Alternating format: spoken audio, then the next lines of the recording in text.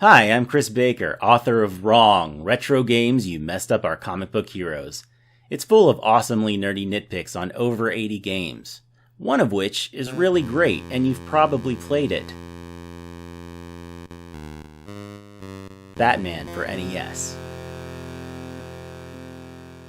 A few months back, Bob Mackey invited me to join him on one of my favorite podcasts, Retronauts, along with Chris Antista and Henry Gilbert from the also excellent LaserTime network of podcasts. Inspired by my book, we discussed how Sunsoft's Batman may be an excellent video game, but when it comes to being a great Batman game, truly representing the character, it kinda sucks at that. Chris, I'll let you lead with this. What is wrong with Batman for the NES? And some of the things that are wrong are things that I like, but I want to hear what you... I'm not saying I dislike any of this stuff I'm going to mention. Your book is wonderfully, perfectly nitpicky. Yes, exactly.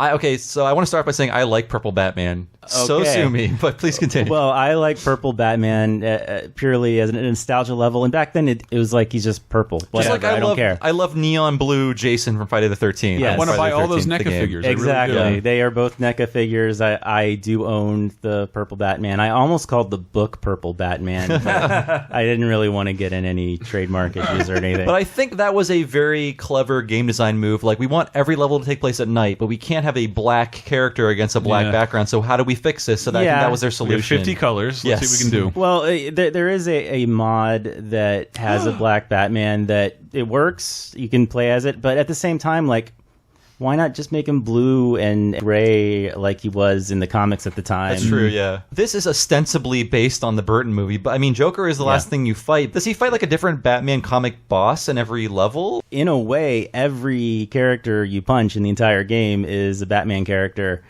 But very, very, very, very, very loosely interpreted as such. You do fight the Joker at the end of the game. That is the only time when he's not green. He has a green tint to his face throughout the entire game. But when you do get there, he's 8 feet tall and can summon lightning. He's like Dracula, I guess. Arkham didn't do it first. He was more of a Todd McFarlane creation in Arkham when you fought him. Exactly. He's roided out. But then there are boss characters like Firebug, Killer Moth, a couple other ones. But they're nothing like they are in the comics. Yeah, your book shows their sprite next to their actual comic portrayal, and it's I guess this is very loosely Not adapted. only that, there's also concept art that they put in the manual that also looks absolutely nothing like the source material. Electrocutioner is one. If you played Batman Origins, you remember he was kind of the joke character. Oh, you're right, No, before... Right when Arkham Origins was coming out, a coworker of mine, had the early review copy of it, and he asked me, what is the deal with the Electrocutioner? I was like, oh, he's pretty much like a D-level Batman villain. I'm shocked they give him such a high level of importance in the game and all this promotional stuff. And then my friend just said, no, I beat him in 1 second. He's a joke in the game, too. I was like, oh, okay, great. Because that is the Electrocutioner. He is a total joke. So in this game, I mean, Batman punches, but all of his special weapons are sorts of guns and special weapons like that. Is that correct? He does have a gun. Yeah. Yes. Unlike the Game Boy game, however, you can technically play through the game without firing a gun if you're really good.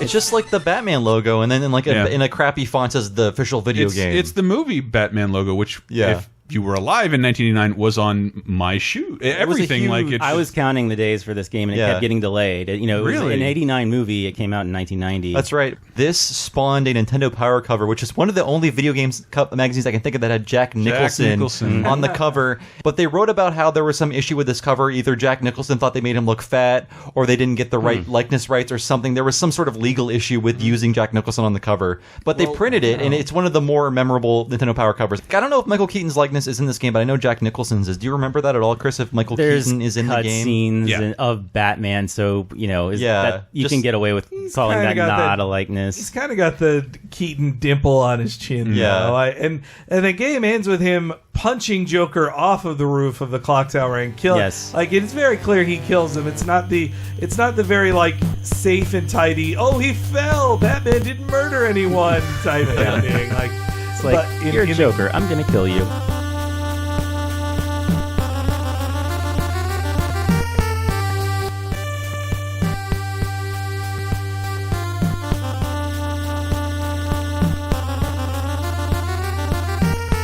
Can I go back to the very, very, very, very, very loose interpretations of characters? So I talked a little bit about the bosses like Firebug, Killer Moth, or Electrocutioner. They're all very loose interpretations, but in a very like alternate universe kind of way, you could probably get away maybe with saying that's who they are.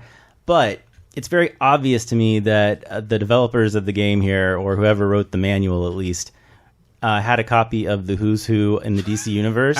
And that's all they had. And for the actual like regular enemies you fight throughout the game, they named them after actual DC characters. Really? What's that little thing that runs back and forth along the ground? That I don't know. Okay. I know there's a lot of those. Yeah, With right. the spikes It's coming out of it. A little spiky robot Roomba kind of thing. So Runaway from Tom Selleck. But like, for example, did you know that Deadshot, Will Smith himself, was in this game? The guy, just the generic guy who shoots you with a gun is supposedly Deadshot. Sometimes there are multiple ones on screen. Whoa! So it was one of Sunsoft USA's 3 employees, like kind of squinting, like you could be this guy. The exact same sprite without the gun runs at you throughout the game, and that is Maxi Zeus. Wow. Maxi Zeus, if you're not familiar with this character, he's fairly obscure, but he was in the animated series for an episode or two.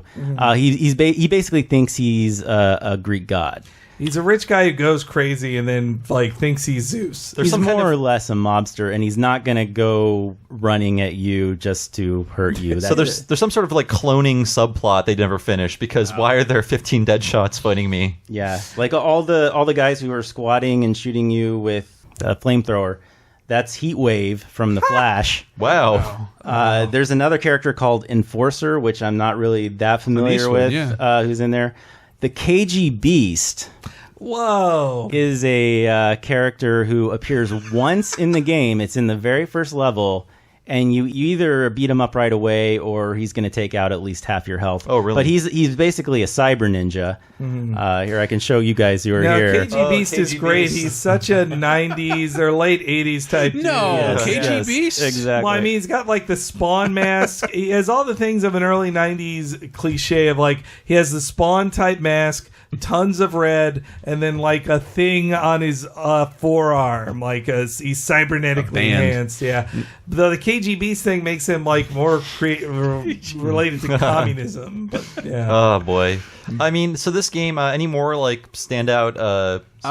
There's other characters like Night Slayer, who apparently is a very agile character, but in this he's like a 1950s robot with Wolverine claws. Wow.